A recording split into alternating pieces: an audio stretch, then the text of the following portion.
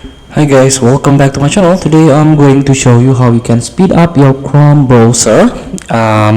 Let's start your browser first. Open your Google Chrome first, and if this is your first time, you can go to the setting by click on top right corner of your screen and click settings.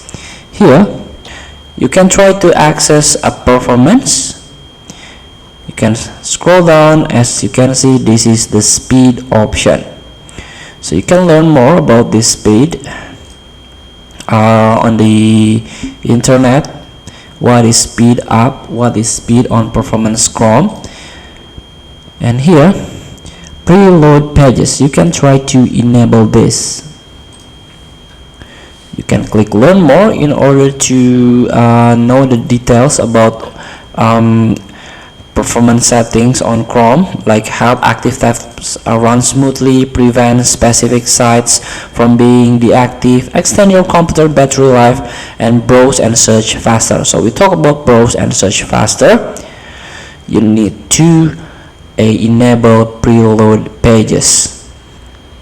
To browse and search faster, Chrome preloads pages that you might visit. To preload pages, Chrome may use cookies if you allow cookies, and may encrypt and send pages to Google to hide your identity from sites. So here, there are two options here. You can use the standard preload. This is the default when this preload pages is on. Standard preloading will be default. Some of the pages you visit are preload. So if you break down, there is a thing to consider. If you allow cookies, Chrome may use them when preloading. Browsing and searching faster, Chrome preload pages you're likely to visit so that they load more quickly when you visit them. And this is the extended preloading. More pages are preloaded.